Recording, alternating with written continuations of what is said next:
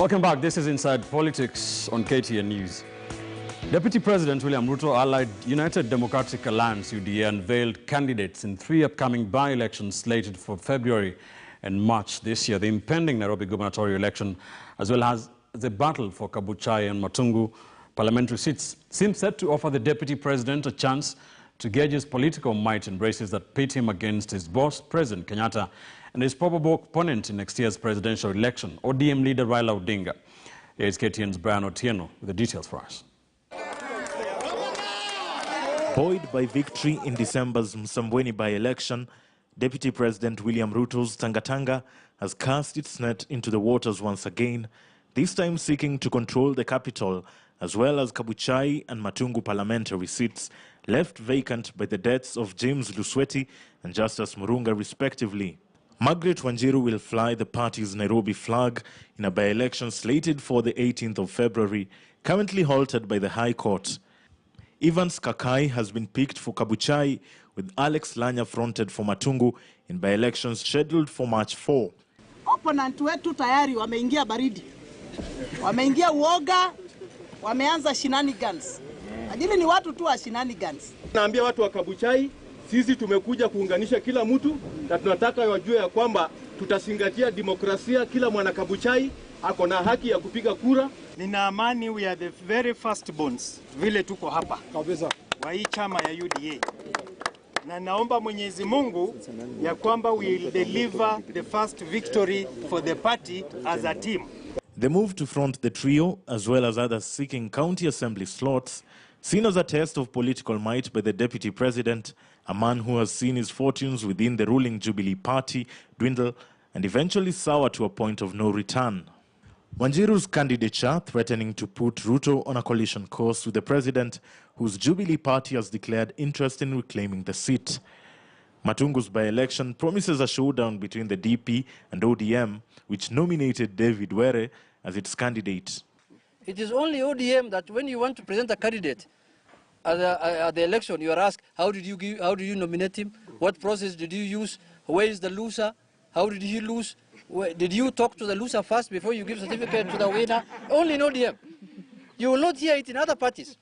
And while Ruto is yet to officially state his position in the 3 vacant posts, that his allies are driving the UDA agenda leaves little to imagination.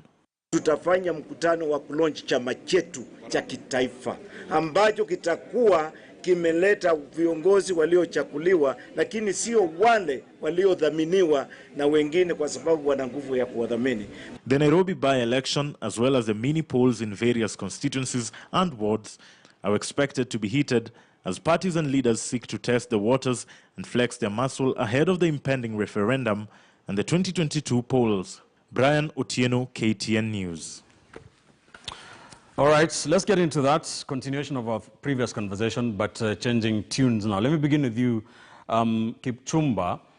Is UDA the party that DP will be using to vie for the presidency in 2022? Thank you, Ben. I think my answer from what I have seen in the political sphere is pretty simple. I don't think that is the party. Remember, we are so many months before the election. And number 2, William Ruto remains the deputy party leader for Jubilee Party. And Ben, as you are well aware, Jubilee Party is not a party like ANC, which has grown over time. Jubilee Party was a coalition of 12 political parties. You cannot take your party with more than 70 members of parliament to another political party and leave that political party to establish another. I don't think if that is genius, but currently he is serving as the deputy president in a Jubilee Party. Election times come with different dynamics. At times you have to change your political wear for you to get to the next level. So when that time comes, I think he will make the decision. But currently, I don't think if UDA is his party. And the other thing we must understand and we must learn from whatever is happening politically. When you see the people, the media, you like to call them the William Ruto allies. the thing is that they want some latitude of operation. You see, they want a place where they can coalesce around. So I think by coming around with the various political outfits, there is the one for Moses Kuria, there is another one associated with some Nakuru legislators, the New Democrats, there is now the UDA. So I think it is just, we are heading to an election and everybody is just linked to provide something that can be used. We even saw after the launch of UDA, there is another party that emerged from Mombasa associated with Aisha Jumwa, the Kadu Asili Mnazi party. All those are political parties. It means that Jubilee is collapsing or has already collapsed, and people are sensing that tomorrow we might need a new home, and everybody is now living with their mabati, with their miti, with their msumari. They might not live with the windows and everything literally from the Jubilee House in Pangani, but by creating and carving small political parties, it means everybody is going back to where they came from. They might not go back to their original political parties because the agreement was such that the 12 political parties will not be used till 10 years after when it was signed. So it means that though you cannot have URP or TNA in its form and content, the former content, because the agreement was that it will be used after 2027. And then as a finality, maybe we need to understand where UDA has originated from. UDA initially was formed by Raphael Tuju as the Party of Action, POA. It came to 2017, it changed to PDR and Progressive Democratic Reform Party or something, Party of Democracy and Reform. And it was formed, and why it did not go to Jubilee was for the simple reason that in Northeastern, there are politics, there are clan politics, which after the Jubilee nomination, there are people who felt that strong candidates were rigged out of the Jubilee nomination in Northeastern, and there was need for another vehicle for those who are disgruntled, and they felt that they belonged to the Ruto presidential ticket, but they needed another party to access the election come August. Therefore, PDR, now UDA, is still an affiliate of Jubilee Party. Legally, there is nothing that bars the members of parliament in Jubilee to coalesce around UDA. And as a matter of fact, we are in handshake. Everybody is doing anything with everybody. So we saw Jubilee members endorse an ODM candidate in an election where we had a Jubilee candidate. So then I think it is fair and square, but to say that this is William Ruto's vehicle, that is too early. And 18 months to an election, there are bound to be very many things that will happen. Chesa, we have seen the so-called allies of the deputy president come out and speak about UDA, saying that they feel at home. They've unveiled some candidates for upcoming by-elections, including Nairobi gubernatorial race, where Bishop Margaret Wanjiru will be running on a UDA ticket if we will have a by-election at all. And Jubilee will also field a candidate if there will be a by-election. This means that Ruto's people might be campaigning against Jubilee, doesn't it? Yes, Ben, that is the correct position. Regarding UDA, what I could say is that William Ruto is a man who is no longer at ease. And UDA is one of his many trials ahead of 2022. Even as we speak today, this morning, the so-called deputy party leader, at least de facto, Boni Khalwale, is in Matungu, endorsing or rather introducing the UDA candidate and carrying with him Ruto's name, the gentleman Alex Lanya. In Nairobi, they have a candidate in the name of Margaret Wanjiru, which means that Wanjiru will be squaring it out with Jubilee's or President Uhuru's candidate, or so to speak, the handshake candidate. Therefore, if elections were to be held this afternoon, I have no doubt that UDA will be William Ruto's preferred party. However, we are going into an era of political trials, and he will be making very many trials, as Kipchumba has rightly put it. They have invested in very many outfits. And they'll be saying which outfit fits here, which outfit can we run with. But presently, UDA seems more attractive to William Ruto's allies. Kipchumba has told us that Aisha Jumwa has launched a party, so-and-so has launched a party, but we are not fools as Kenyans. We see the kind of launch that attracted UDA affiliates or UDA adherents and Ruto's allies, and what Aisha Juma attracted. William Ruto has heavily invested in this UDA, and to say that it is not his party is to lie to the nation. However, on this, I wish to close as follows, that the national shame that UDA is going to gather in the forthcoming by-elections will leave William Ruto and his allies in great shock. What do you base this on, Bwana Wakili? Because we did see the Deputy President and his allies whitewash the so-called handshake candidates in Msambweni. For the record, Ben, William Ruto, the Deputy President, did not whitewash anyone or outwash anyone in Msambweni. They had no candidate. An independent candidate is a candidate for all of us.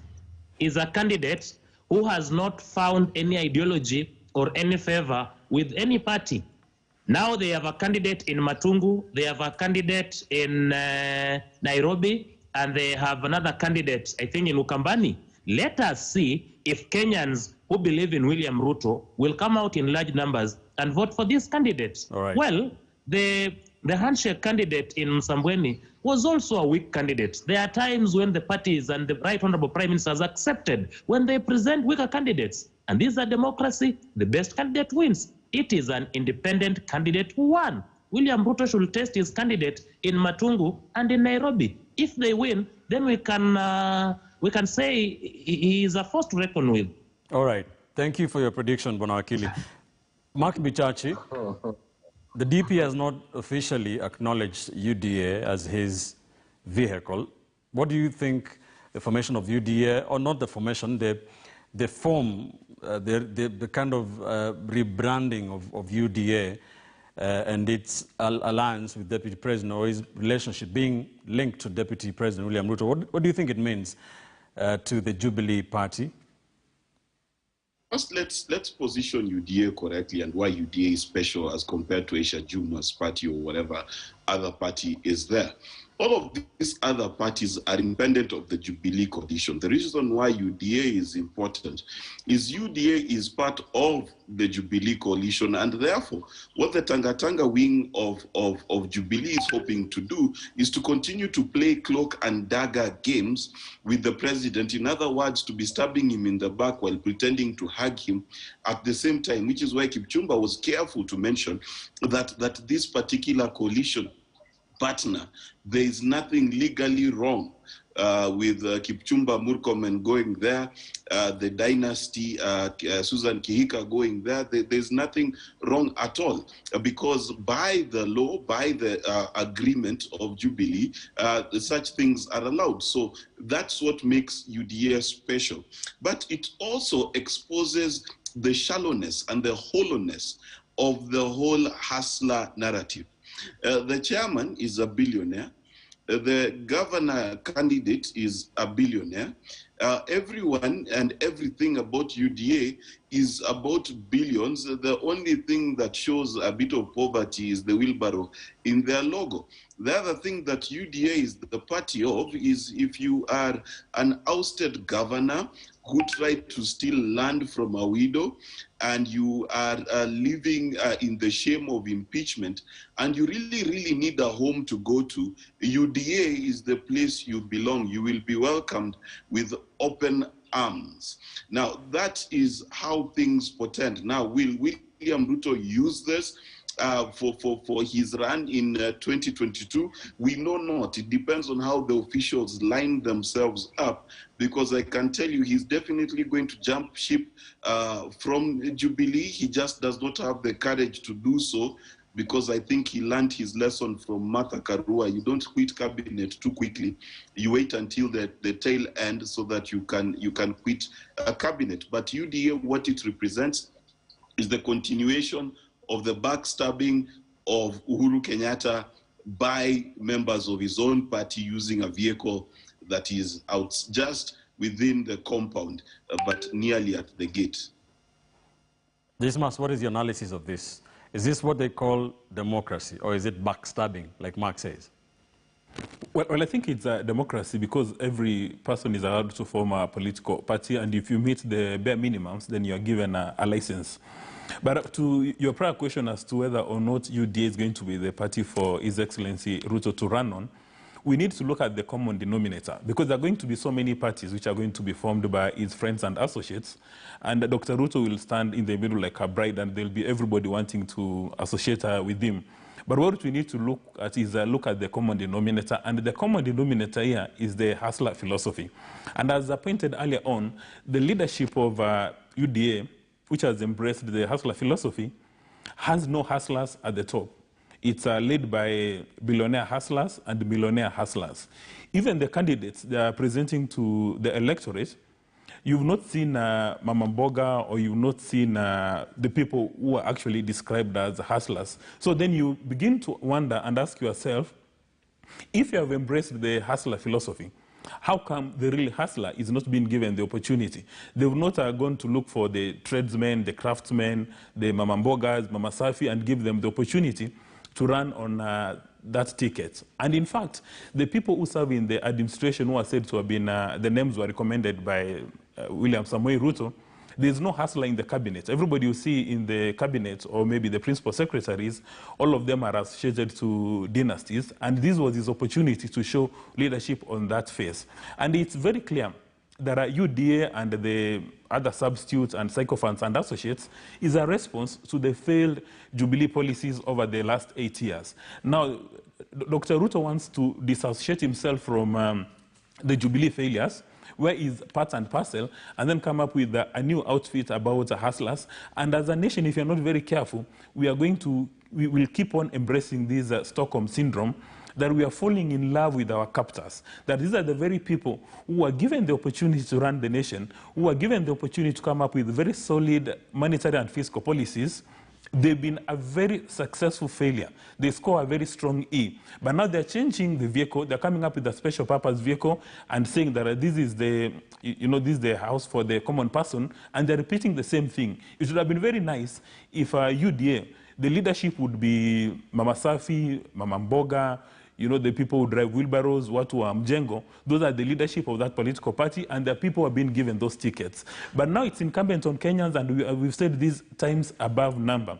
Look at these politicians and find out which politician has mastered the art of deceit, which politician has mastered the art of selling lies to the nation, and isolate them so that we do not need to vote for them in 2022. But if we keep on doing that, then we'll go back to being the madmen. And you remember what Bill Clinton said about insanity, doing things the same way and expecting different outcomes.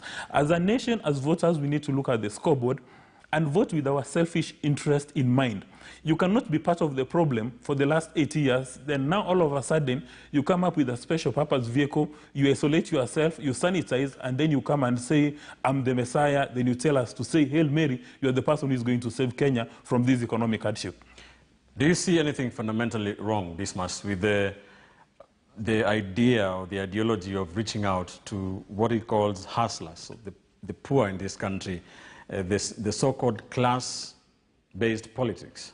There's everything wrong in it, because if you look at our society, if you go to my home in Mososho, the person who owns 4 portion meals and 4 pickups is considered to be a dynasty. But if you bring him to the current home of the deputy president, he's going to be considered to be a hustler. So if you want to win, if you want to become president and you're looking for political leadership, do not engage in a strategy of stratification.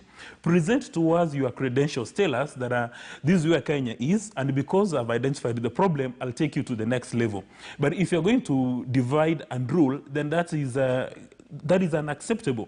Because, like for instance, if you look at the manifesto of Jubilee 2013 and you look at the Jubilee manifesto 2017, right, it should tell us that this is what we promised, and this is what we achieve. So based on his track record of success or failure, then Kenyans will take a position. But if you've been part of the problem, then all of a sudden you create a special purpose vehicle, then you say you're going to be a solution. And in the interim period, you are dividing the nation according to classes. That is unacceptable. That's a recipe for disaster, because at every level of society, there's somebody who is richer than the rest, or there's somebody who is poorer than the rest. So it may just be a recipe for disaster, because people will just say, or people will just start blaming their neighbors for their inequalities in life, and that's unacceptable. You've just seen the election in the US. When Biden was campaigning, He did not campaign on class. He just indicated, this is what I'm going to do for America. And he was given the opportunity because he placed his solutions on the table. He told Americans, we have got a crisis in COVID. If I take office, this is what I'm going to do. Our economy is bleeding. If I take office, this is what I'm going to do. He did not seek to divide the Americans to get elected into office. Right. And in my view, anybody who seeks to divide the nation, either on tribal lines or on socioeconomic lines, must be given a wide berth. Kipchumba Karori, what's your take on the people who say there are only two tribes in this country, the rich and the poor? One thing that you must look at, Ben Kitili, is that what we are being told is that we are engaging in what we call chess brokerage. This is people who are trying to gaslight Kenyans. They are trying to sell fear. Yes, and when you say and when we talk about the two classes in this country, is that the two tribes, the tribe of the poor and the rich. What we are simply saying, Ben, is this.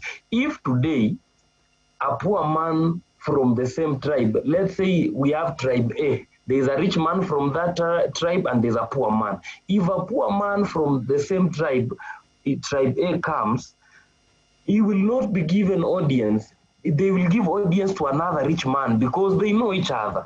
But if we were to take this thing of tribe is just used for political, when we are trying to politically bring people together. But in a normal day, what matters is the class of a person. The rich know each other. That's why when you go to these rich suburbs, you are not told this is where Luhyas live.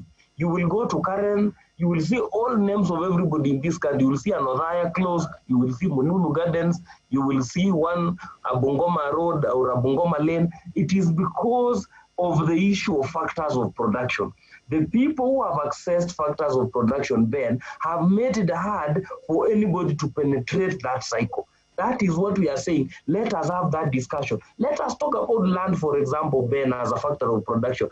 Those who have so much land lying idle, they don't want anybody, they don't want us to discuss the discussion about the Minimum Acreage Act, the issues about land reforms, because they are the people who have accessed that resource. They have blocked anybody from accessing it. That is why we have places in this country where people are living like trees in a forest.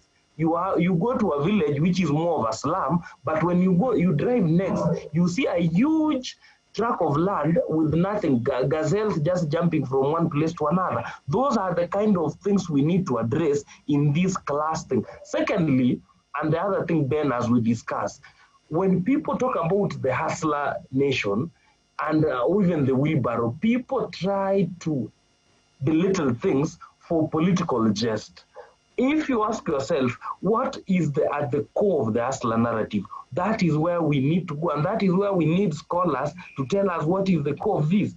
And we ask ourselves, between the hustler narrative and the tribe narrative, which one benefits Kenyans? Kenyans are united at the lower pyramid because a Mama Mboga, Mutu wa Mutura, they do not care. I have been a consumer of a Mutura base for the last 6 years.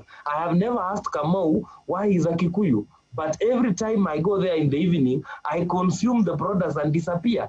I have never asked my person who supplies me with sugarcane why he's a Kisi. So at the end of the day, we need to ask ourselves why, what really pains this country? What pains this country is when a child of a person, because his father was a former member of parliament, is appointed to a board without the right education. And we leave normal Kenyans suffering because their fathers have never been seen in the radar. That is the discussion we must have. And that is the bare truth. Look at our boards, Ben.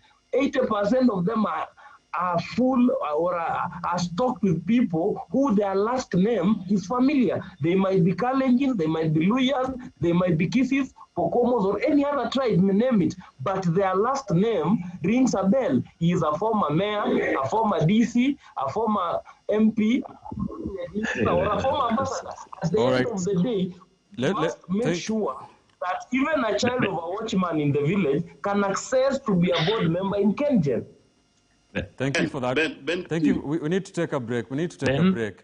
I'll give you gentlemen a minute or two each to respond to all that, what we are talking about. Some people call it ethnic bigotry versus class balkanization. Is it that, or is it simply Kenyan politics? Let's take a quick commercial break here on Inside Politics.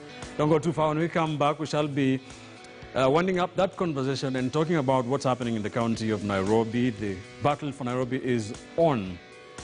Don't go too far.